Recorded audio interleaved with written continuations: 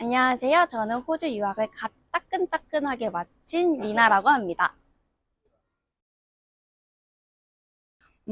저는 제가 한국에서 12년 동안 그냥 똑같이 교육을 받고 그냥 수능을 보고 대학 가려고 했던 누구나도 평범한 그냥 입시생이었는데 부모님의 영향으로 이제 유학이라는 걸 결심하게 됐어요. 이야기가 조금 긴데 얘기를 들어보자면 저의 유학엔 원래는 호주는 아니었어요. 원래는 베트남이라는 도시의 유학지였는데 그 당시 저는 베트남은 진짜 놀러 가기 너무 좋은 나라인 건 알겠지만 학업으로는 절대 한 번도 유학으로 생각해 본 적이 없는 나라였어요. 근데 부모님의 영향으로 이제 베트남을 자주 오가게 되면서 이제 부모님의 너 근데 수능 성적도 그렇게 좋지 않은데 그냥 유학을 가는 거 어떠냐라고 해가지고 전 절대 싫다고 말씀을 드렸었는데 이제 제가 고집을 부려서 학원도 열심히 다니고 했지만 성적이 좋게 나오지 않은 결과에 따라서 이제 부모님께서 그냥 유학 가라가 된 거예요. 그래서 저는 이제 수능을 보고 육눈수를 했는데 육광탈을 맞아버렸어요.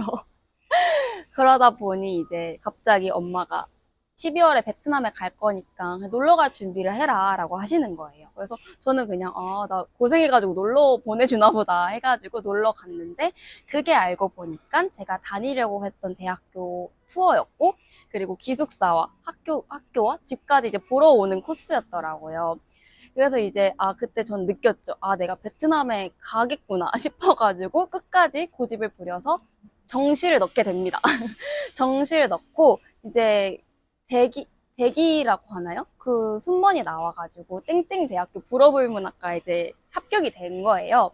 그래서 저는 그냥 불어불문학과 가서 재수를 할까? 아니면 뭐 다른 부전공을 해야겠다 싶었는데 아무리 생각해도 저는 불어에 불자도 못하는 친구였고 부모님이 보시기에도 얘는 언어 쪽은 아닌 것 같은데 해가지고 이제 강제로 끌려가게 됩니다, 베트남에. 근데 이제 한국에 계시는 분들이 모두 그런 건 아니지만 저는 그냥 입시 영어만 했기 때문에 말하고 뭐 듣는 거는 정말 못했어요. 그래서 이제 아무리 뭐 베트남에 있는 어떤 한 소재의 대학교를 가려고 해도 영어 점수가 필요하잖아요. 그래서 이제 그 당시 유학원에서 1년 어학 코스를 하고 이제 학사로 들어가는 코스를 밟게 되는 게 제 유학의 첫 시작이었어요. 그러다 보니까 제가 갔던 베트남에 있는 대학교는 RMIT라고 멜버른 소재의 대학교였어요. 그 멜버른에 캠퍼스가 있지만 뭐 전 세계에 곳곳에 아시아 캠퍼스, 뭐 유럽 캠퍼스가 있는데 아시아 캠퍼스는 호치민과 하노이에 있었어요. 저는 근데 그 당시 저희 아빠께서 베트남 호치민에 거주하고 계셨기 때문에 자연스럽게 호치민 캠퍼스로 가게 되었고 이제 2019년 3월에 이제 영어를 시작하게 돼요. 근데 이제 영어를 시작하려다 보니 그 당시 제 레벨이 프리인터였어요. 진짜 부모님께서 학원비를 열심히 주셨지만 저의 레벨은 프리인터 수준이었습니다. 그때 전 저한테 너무 실망도 했고 제가 생각한 프리인터는 어느 정도 영어를 할 거라 생각을 했는데 진짜 못하는 거예요. 뭐 같은 반 친구들이 니트라는 발음을 못해서 제가 그 발음을 했다고 칭찬을 받았던 사례가 있었어요. 그때 정말 충격을 먹고 내가 이거를 1년 동안 버틸 수 있을까? 이렇게 밑에서부터 하나하나씩 올라가면 내가 뭔가 얻는 게 있을까라는 자만심과 근자감이 어디서부터 이제 끌어오르게 돼요. 그래서 이제 제가 폭탄 발언을 합니다. 나는 못 다니겠다, 학교를. 그래서 이제 학사 기준인 IELTS 6.0을 받고 나는 대학을 갈 테니 그냥 패스웨이 가장 안 하겠다라고 유학원한테 선포도 하고 부모님한테 선포를 하게 돼요. 그럼 이제 제가 그때 20살이었으니까 제 말에 책임을 어느 정도 져야 되잖아요. 근데 한국으로는 또 돌아가지 못하는 상황이어서 이제 베트남에서 혼자 집에서 뭐 IELTS 공부를 시작을 하게 되는데 IELTS라는 시험 자체가 그땐 되게 좀 쉽게 봤는데 어렵더라고요. 한 번도 해보지 않은 과정이기도 하고 스피킹을 상대할 대상도 없고 저의 라이팅 부분을 첨삭하실 분도 안 계셔서 이제 수소문 끝에 이제 스피킹은 원어민과 과외를 하고 뭐 라이팅은 뭐 땡 어학원의 첨삭 시스템을 받게 돼서 이제 총 한 10개월 동안 IELTS 공부를 하게 됐어요. 근데 생각보다 쉽지 않더라고요. 그래서 첫 번째 시험이 오버럴이 5.0이 나왔는데 마지막 찍고 나온 게 5.5예요. 그러면 10개월 동안 0.5가 올랐다는 건 솔직히 진짜 말도 안 되고 돈을 버린 거거든요. 그래서 이제 저는 6.0은 내가 안 될 것 같다 해서 여기서 마무리를 하고 학사를 입학하려고 했는데, 디플로마를 통해서 입학하려고 했는데, 그때 제가 선택한 학과가 신문방송학과였는데, 그때 당시 베트남 캠퍼스 RMIT 총학장이 저한테 포트폴리오를 갑자기 갖고 오라고 해요. 저는 못 만들고 소논문도 못 쓰겠고 해가지고 유학원이 그러면 어차피 호주에 가실 건데 다른 지역의 대학교를 한번 보시는 건 어떨까요? 해가지고 그냥 2년 뒤에 호주 갈 거 바로 그냥 가야겠다 해서 이제 유학을 다시 결심하게 돼요. 일단 한국에서 나오고 자랐기 때문에 진짜 흔히들 많이 하는 재수잖아요. 그래서 저는 재수가 흠이 아니라고 생각을 하고 저희 친언니한테 너무 미안하고 이제 이 얘기 나가도 될지 모르겠지만 저희 언니도 재수를 했고 지금은 또 다른 나라에 있어요. 그래서 재수가 그렇게 그러니까 크게 막 좌절해야 되는 건 아니라고 생각을 했는데 저희 부모님이 저한테 재수를 안 시킨 이유는 제가 꿈이 없었기 때문인 것 같아요. 일단 저 같은 경우는 그냥 뭐 하라고 하면 하고 학교 가라면 학교 가고 학원 가라면 학원 가고 뭐 수학 점수 올리려 그러면 수학 점수 올리고 그냥 하라는 대로 하는 걸 좋아했기 때문에 혼자 뭐가 내가 좋아하고 뭘 잘하는지에 대해서 꿈이 막상 없었어요. 그러다 보니까 제가 입시를 망한 것도 이건 꿈이 없어서 내가 목표치가 없어서 그랬다는 걸 깨달았고 또한 만약에 목표치가 있었더라면 특정한 학과를 가고 싶다라는 목표가 있더라면 제가 그 학과에 마지노선을 맞췄겠죠. 근데 그냥 막연하게 수능 잘 봐서 맞춰가지라는 생각이 제 첫 번째 입시를 망치게 됐고 만약에 재수를 한다 해도 안 될 것 같다라는 생각을 많이 하셨대요. 그렇게 제가 막 갑자기 한두 달 만에 꿈을 찾아서 재수를 시작하는 그것 또한 돈 낭비이기 때문에 그 돈을 들일 바에는 이제 부모님이 생각하시기에는 얘가 그냥 좀 넓은 세상에 가서 여러 사람 사는 환경도 보고 그 다음에 꿈을 찾아도 되지 않나라는 생각에 유학을 시작을 하게 됐고 지금 유학을 다 끝나고 생각해 보면 그 결정이 맞았다고 생각을 해요. 그 과정을 겪으면서 다양한 사람들이 어떻게 살아가는지, 그리고 저는 어떤 사람인지, 그리고 부모님과 떨어져서 고등학교, 중학교, 초등학교 친구들과 떨어져서 저를 혼자 봤을 때, 나는 어떤 사람인지 되게 많이 고민을 하게 되더라고요. 그래서 이제 꿈도 생겼고, 그 목표치가 생겼기 때문에, 만약에 꿈이 확실하지 않다면 재수는 조금 힘들 것 같고, 만약 그런 계기가 있다면 좀 유학이나 다른 나라를 돌아보는 것도 좋을 것 같다라는 생각을 했습니다. 가장 어려웠던 거는 누구나 그렇던 영어 준비 같아요.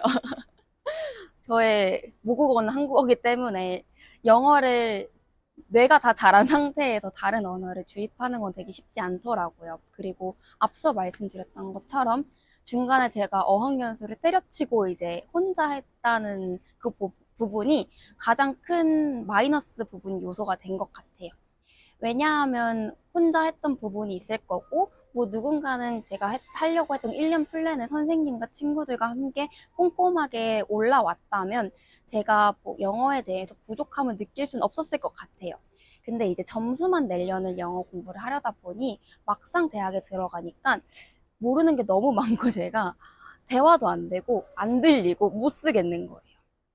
그래서 만약에 제가 4년, 5년 전이죠. 5년 전으로 돌아간다면 그냥 조금 자존심 내려놓고 모든 거 다 내려놓고 다시 어학연수 할 것 같고 지금도 사람들한테 말해요. 다시 어학연수를 해야 할 것 같은 생각이 가끔씩 든다고. 그 정도로 이제 영어 점수가 조금은 영어 준비가 많이 아쉽고 후회가 되는 순간들이고요. 두 번째로는 이제 제가 꿈이 없다고 말씀드렸잖아요.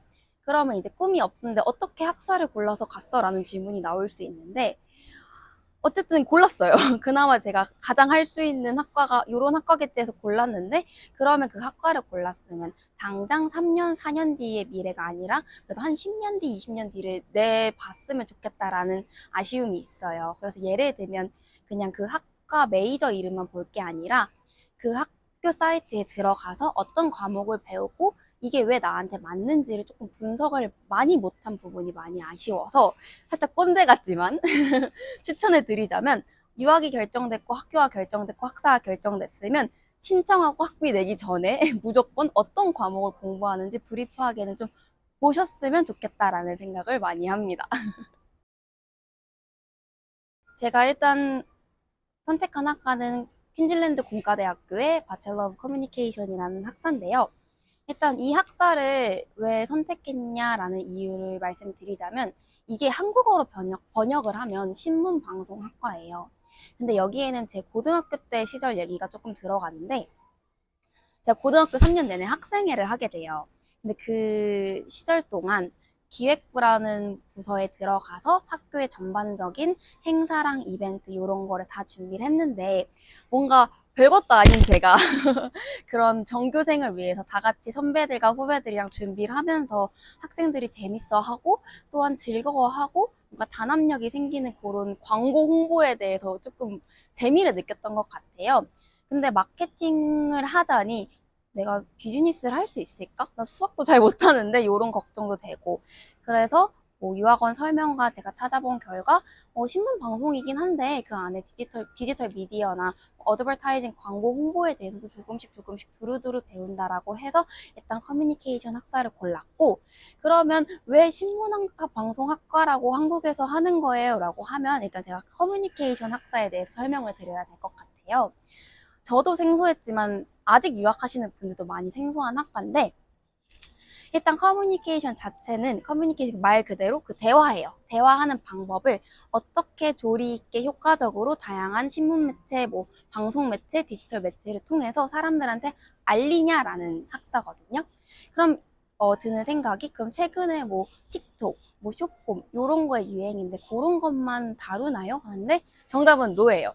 왜냐하면 호주라는 나라는 이건 꼭 알고 가셔야 하는 게 한국처럼 대중매체가 정말 활발하게 이루어지지 않은 나라예요, 아직은.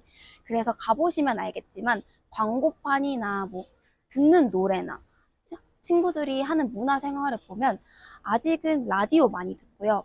그 다음에 방송국도 저희 막 EBS 같은 공영방송국이 아직은 완전 넘버 1위, 넘버 1이고 그러다 보니까 뭐 연예인, 엔터테인먼트 산업 이런 게 발달되지 않았어요. 아직은. 모르죠. 올해는 발달될 수도. 그래서 제가 생각했던 커뮤니케이션은 배우진 않았어요. 그럼 뭘 배우냐? 호주의 역사부터 시작해요.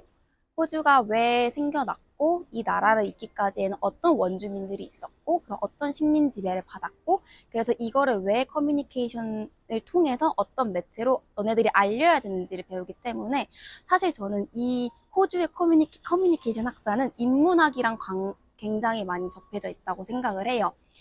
좀 그래 놀랐어요. 처음에 수업을 듣는데 인디지니어스가 뭔데 나한테 자꾸 인디지니어스에 대해서 공부하라 그러지? 찾아보니까 호주 원주민이에요. 이 원주민들이 얼만큼 고통스럽게 살아왔고 너네가 이걸 왜 알아야 되는지에 대해서 조사를 시키고 그거에 대해서 스테이트먼트를 정말 많이 작성을 하더라고요. 근데 그런 부분을 보면 유학생인 저한테는 너무 마이너스 부분인 거예요. 저는 그 나라를 모르기도 하는데 역사까지 배운 적도 없는데 그래서 요런 걸 배우기 때문에 신문방송학과와는 좀 거리가 멀다라는 걸 말씀드리고 싶습니다. 일단 호주에서 학사를 입학하는 방법은 크게 세 가지가 있다고 생각해요. 일단 뭐 패스웨이 가정 파운데이션 디플로마를 통해서 바로 바첼러 학사를 가시는 방법 첫 번째로, 두 번째로는 그냥 바로 학사로 가는 방법이 있는데 저는 디플로마 플러스 바첼러 학사 쪽 3년 과정을 선택을 했고요. 그 이유는 일단 영어 점수 때문이에요. 왜냐하면 디플로마의 입학 조건은 바첼러보다 낮아요. 그래서 만약에 바첼러 입학 조건이 IELTS 오버럴 6.5라면 디플로마는 IELTS 오버럴 5.5예요. 진짜 1.2 차이가 어렵다라고 생각하실 수 있는데 생각보다 어려워요. 그래서 4번 정도 IELTS 점수 보고 점차 안 오르는 걸 확인한 저는 너무 지쳐서 그냥 모르겠다. 그냥 디플로마로 가야지. 뭐 어차피 3년 똑같은데 뭐 내가 거기 마이너스 되는 부분이 있겠어? 라는 생각에 이제 디플로마 플러스 바첼러를 가게 됐고요. 그래서 여기서 디플로마를 갔으면 얻는 게 있어야 되잖아요. 그럼 얻는 게 뭐예요? 라고 이제 유학원한테 물어봤어요. 그러면 일단 디플로마 과정 자체는 국제 학생들로만 거의 대부분 이루어지다 보니까 이게 바첼러 1학년 학사랑 거의 비슷해요. 그래서 성적 관리도 되게 유용하고 그 다음에 교수님들도 저희가 국제 학생인 걸 알기 때문에 조금 친절하고 쉽게 설명해 주시고 학교 생활도 좀 빠르게 적응할 수 있더라고요. 그리고 만약에 바첼러로 바로 갔으면 제가 진짜 원어민처럼 호주 애들이랑 소통을 해야 되는데 안 되잖아요. 그러다 보니까 친구 사귀기도 어려웠을 텐데 디플로마에서 상황이 비슷한 친구들과 친구가 되다 보니까 졸업할 때까지는 그 친구들이랑 꾸준히 연락을 하고 지금도 호주에 가면 걔네들 먼저 만나게 되더라고요.